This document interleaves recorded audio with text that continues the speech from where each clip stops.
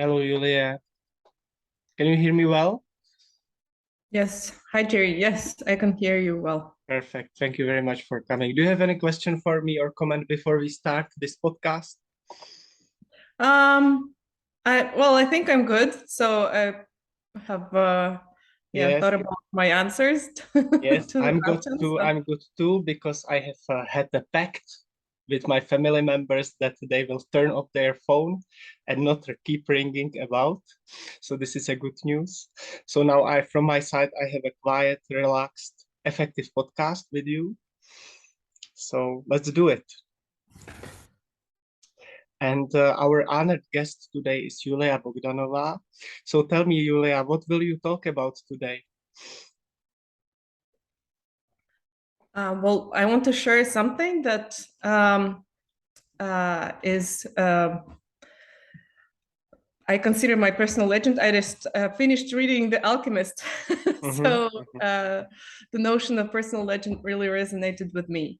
And this personal legend for me is exploration of the body and understanding its logic and embracing the biological the biological aspects that we as citizens of the civilized societies are trained to ignore, I would say, from birth.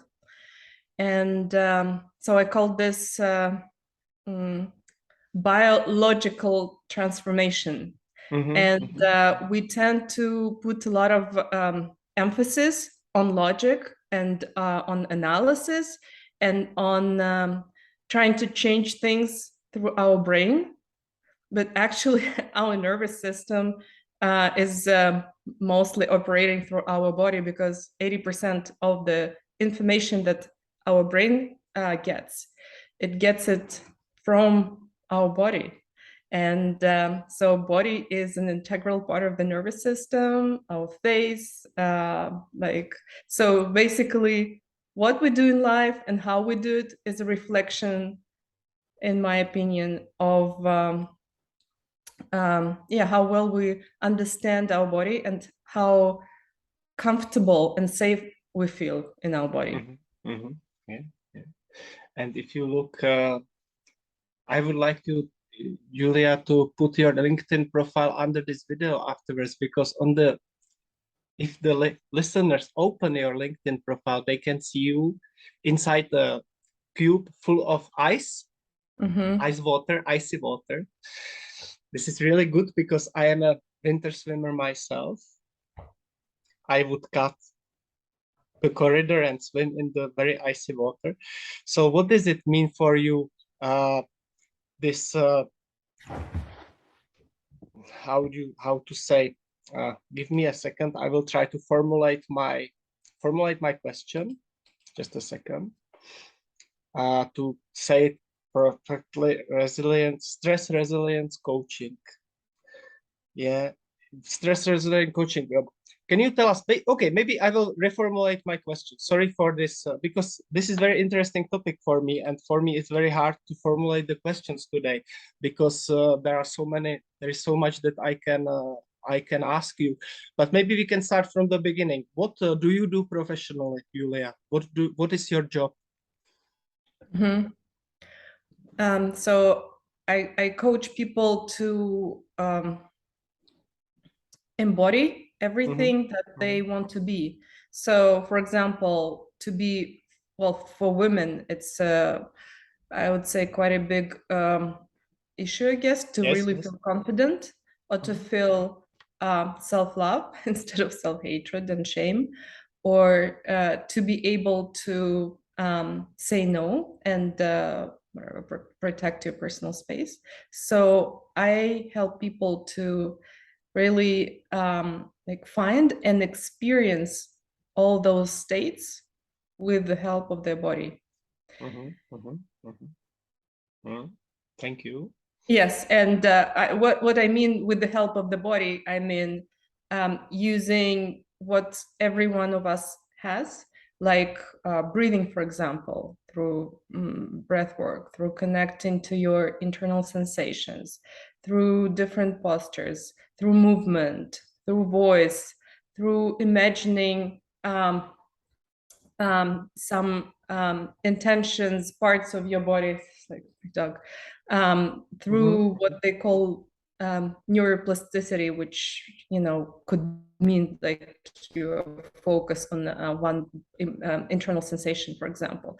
So it's all different things that we have, and we don't give a lot of thought to it, and we also push a lot of those away, because actually the impulses that we get, they're sometimes inconvenient or they're scary and we don't understand them, and that's why we prefer to distance and to and that's how we lose the biggest source of information about us and about our attitude to this world. Because then, for example, how do I know that I like something, or how do I know that I want to actually push this away, or how do I know what I want, or how do I know how to take care of myself, that actually I'm thirsty, or I am hungry, or I need to pee. Actually, even those biological things, we push away those signals, and we try to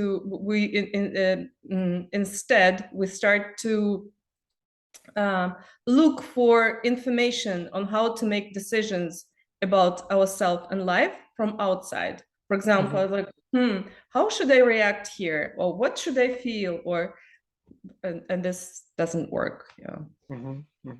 Yeah. And there we can see a dog with you. Yeah. I was pushing it away, but she came. Yeah, she was. This is the. Do you also? Sorry for turning away from my questions a little bit. Do you use animals to for the therapy or not yourself in your profession? No, I don't use professionally, but of course she's my therapeutic tool, because she and I, or actually dogs and most mammals and people, their nervous system is the same. But the difference is that they don't have this analytical, overthinking brain that puts brake on a lot of impulses. So they just instead go along with these impulses. And that's like huge learning experience, to just watch what they do and how they react, for example, to stress, and how they recover. Because animals, especially animals in the wild, they encounter well, sometimes like a deadly danger, and sometimes daily, but then they encounter this danger, and then they do something and they recover. And they recover because it's actually built in our nervous system. But you have to kind of know how it's built in, and you have to follow the impulses that are telling you what to do, again, instead of pushing them away. For example, when you want to move with your whole body because you're so like stressed or angry or scared, right? And we look around, it's like, what are people going to think about me? Or am I supposed to feel this anger? It's like, I'm not supposed to do that. And this is where our human overthinking kicks in. And so she's she's a teacher for me, the dog. And I also love communicating with her without talking, obviously, but just like nervous system to nervous system. Thank you, Julia, for this sharing. Now I would like to go back to business. So now I would like to go through your past, present, and future a little bit, very briefly. So tell me something about your past. What are you grateful for, proud of, or happy about to have achieved in your job so far? Can you stress out a couple of things that really went well for you in the past? Yeah. Well, I'm really grateful that I was brave enough to try a lot of things. And I really changed a lot of jobs or professional occupations. I was like a financial analyst in Silicon Valley. I was a fundraiser at Greenpeace. I was a teacher of English and German language, so it was a lot of things. So I kind of that was probably like felt problematic to me. Why I'm doing this, changing so many things. But now I'm really grateful because first of all, I have a lot of experience that I can use in my present job, and then. Yeah, and then because I actually found what I really want to do, and that's I call personal legend. So Okay, let's go to the present moment, which is very important. What projects are you working on at this moment?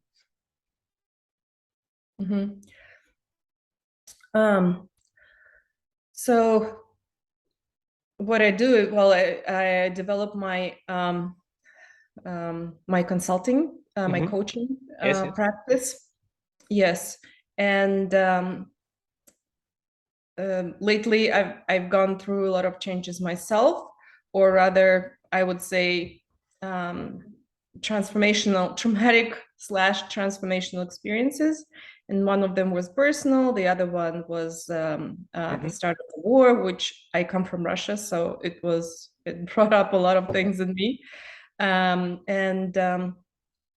So actually all those experiences, they contributed to new things and approaches in my work that I first tried with myself, and now I use with my clients. So now I'm integrating it into a program, and so I kind of bringing it out into the world. Yeah. And this is and I also do the the fun part that I really like. I do group sessions with people where they're very experiential, and where the goal is to get some experience, for example, to get to this state, to have a creative breakthrough, or just feel deeply relaxed, or feel and let yourself feel the anger and actually make it source of your power. And all this with the help of the body and different instruments that it has. Yeah. This is very interesting because I have one question for you for the end of this interview, but I would like to leave it till the end. This is concerning what you are talking about now. But now let's move to the next question, future. What can you invite us to? Do you plan any interesting events in the future? Are you planning anything? Well, and now getting more and more active on LinkedIn, where I will post anything that comes up. But well, for example, tomorrow, European Business Connect, I'm giving a workshop on how to get into the flow state. So, I have a few more things planned with some people that I collaborate with, and yeah, so just I guess I invite you to become connections, and then check in with me, or book a discovery session. Definitely, please be so kind and write down under this video. Write to Julia. She will be so happy to answer all your questions. And also she would probably, if you are interested, she would send you the link recording from her workshop tomorrow, because personally, I cannot make it tomorrow and I would like to see it. So if you would be so kind, and after I publish this video, please put down the link so that we can see your presentation from the recording. It would be very nice. And yeah, do you have time for hobbies and free time activities? That's actually, for me, a non-negotiable thing, because yeah, I mean, really taking care of yourself or loving yourself means that you make time for things outside of your work. I mean, it's kind of complicated for me because work is also so personal, and something that I really have a lot of fun with. But I really love being in nature, for example. I I really love different sensory experiences. For example, just like being in a different place or touching different things or yeah, just with everything that you can give yourself sensory experiences with food, with the weather, with like your bare feet and and stuff like that. So yes, I do have hobbies and Yeah, so this makes another question I will ask you a little bit later. Second question I have in my mind to ask you concerning these matters. But before we end, do you have any takeaway message for our audience? One message?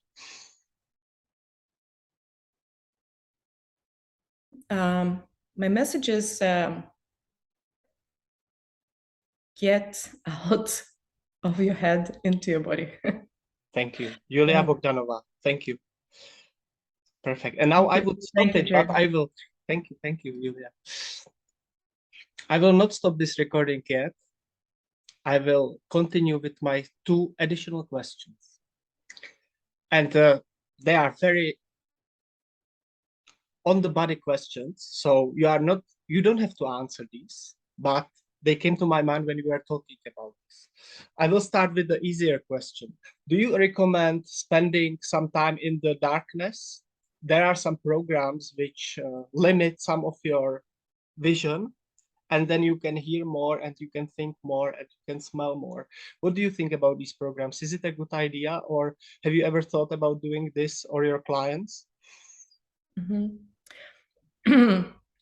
Yes, actually, I've heard about that, and I also recently experienced that, where I was at a professional gathering for breathwork coaches, and some activities we were doing with Blindfolded. yeah, and yeah, that was quite powerful. And what happens there is all the bandwidth of the brain, the processing that you use for your eyesight, you get it for different things. And what you said there is like for thinking, yes, for thinking, but I would use it more for getting back into really feeling the body or experiencing your internal sensations. It's yeah, can be very, very helpful. Yeah. Yeah. And my second question, do you think people should, now I would like to ask you about the ice which you were sitting in. Do you think people can do it alone, or should they consult a coach like you first to begin? When you are a beginner and you have never done ice work, so work with icy water, for example, or breathing exercises, there are some very advanced breathing exercises which are sometimes even dangerous for life. So do you think people should experience with this alone, or since the beginning consult a coach, or is there some kind of a way between that? What is your opinion about this? Well, you can. I would not recommend actually just getting straight into ice water without preparing first. So it's also never, never, ever breathe in a funny way in water, just because your breathing will change anyway when you get into water. And trying to follow some breathwork technique, it's not a good idea. And I would say you can do like experiment with cold water and with ice on your own, even putting your hands into ice water, because sometimes it's harder and can be more painful than immersing your whole body. And also with breath, and I assume you mean the Wim Hof breathing technique, which is Yes, hyperventilating. It's like yes. the motherfucker. That's what he says.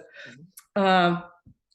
And so this is, I also don't recommend actually using it often on a regular basis, because it works through our stress response and through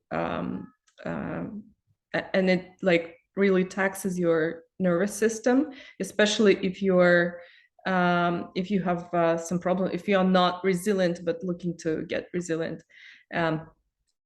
Yes, so I mean, is a lot with breath and with body in general that is much softer and actually can have a bigger impact. So careful with that. Better if you, yes, and if you want to do Wim Hof breathing and ice cold water, better first try it with a coach. Thank you, Yulia. Finally, do you have any question for me or comment or anything about the concerning the management of this podcast or any personal question, anything that you want to ask me? Yeah. Well, if you share with me like how and why you do the podcast, or in general, what are the activities. I joined the group that you invited me to. Yes. And I think there is an event coming up soon.